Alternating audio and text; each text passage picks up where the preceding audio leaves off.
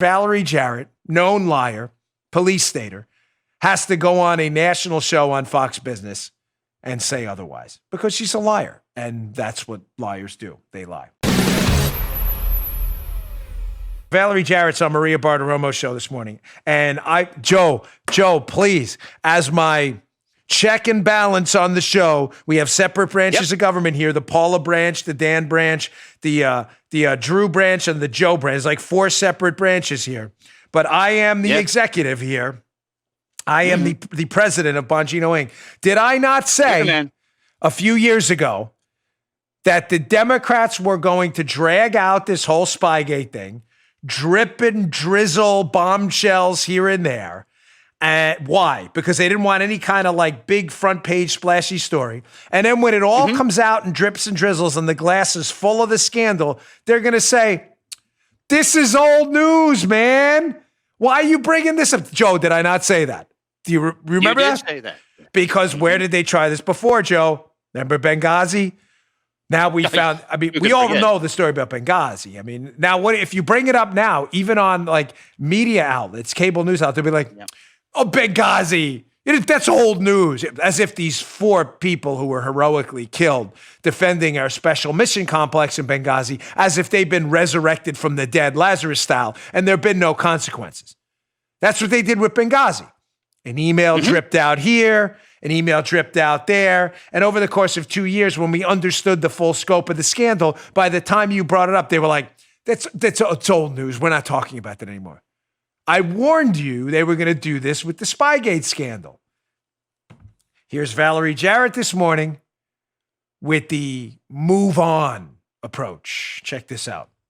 Do you believe if Jim Comey knew that the dossier was fake and garbage and he kept going, re-upping warrants to spy on the Trump campaign, that he should go to jail? Well, Maria, look, I have a high degree of confidence that our intelligence community, our investigators, comported themselves responsibly. Look, Lindsey Graham is the one that encouraged Senator McCain to turn over the dossier in the first place to the FBI. And so I can't tell you all of the reasons why Comey went forward with his investigation. Maybe this was one piece of a bigger puzzle. But I do know that it's nearly 4 years ago, and I don't understand why our focus isn't on what's happening right now and today. That's the investigation I'd like to see. Well, I told you. Joe, remember the Clinton impeachment? The same thing. They listen to me, ladies and gentlemen. The Democrats do this all the time. All the time. The Clinton impeachment, when they found out about the in the Oval Office with, you know the whole deal, trying to keep it somewhat family friendly. When Clinton did his little, Remember what happened when the impeachment trial? What was started? What was the name of the website again that started to get where they said we don't need to? Oh, moveon.org. Yeah, moveon.org. You know that's how that started, right? Moveon.org. That's how that started. Oh, you don't remember that? They actually have a website. Like, it's time to move on. We don't need to be talking about Bill Clinton in the Oval Office. We don't need to be talking. We need to move on. You understand this is a deliberate, tactical approach they do every time you have them dead to rights. They do the same thing. They leak slowly but surely little Lego pieces. And then when you see that the Lego spells out blank you, you're like, oh my gosh, that's offensive, but you didn't see it because little pieces were added to create the F and all that other stuff, and you didn't see it till years later, and you didn't realize you were being insulted. You understand that they know they can't hide this stuff forever, just like the Clinton impeachment and the body bags in Benghazi. They couldn't hide it because Monica had evidence, if you know what I mean. Again, we're trying to keep this show somewhat family friendly. She had evidence. In Benghazi, we had actual body bags and emails. The Democrats know this stuff is going to get out. So they drip an email here and an email there. They extend the timeline. And then by the time the public has forgotten most of the details of the scandal, like they're trying to do with Spygate, hacks like Valerie Jarrett, tyrants, go on Maria Bartiromo and go, This was 4 years ago. So what? We spied on a presidential candidate, weaponized the CIA and the FBI, attacked the civil liberties of numerous Americans, and spied on the president of the United States in an attempt to remove him from office in a soft coup. It was 4 years ago, Maria. Why are you focusing on little things like that? Move on. .org. That was the website. Look it up. That's how the website started. This is their thing. I warned you about this. Our audience archivist, Judy, who's the greatest ever. If you could find that show, we'd love you to death. If you could find the actual clip, I will play it on the show. I don't know when it was from. I'm very sorry. But she's good at this. She has my library like no one else. If you can find that clip, I never play clips of myself from the old days. I'll play that clip where I told you they were going to do this. They do it every time. Now, here's clip 2 from this, where hack Valerie Jarrett, big police stater. Here's another lie. So lie number 1 is, don't worry, this is no big deal. It's 4 years ago. Lie number 2 is, this is beyond hilarity. You want to laugh, but it's a tragedy is going on. This is Valerie Jarrett to this day, still insisting that Mueller's report found some wrongdoing. There were no criminal charges. And while you're listening, let me just preface this first by what they do here. This is another Democrat trick. Marie Harf does this on Fox all the time.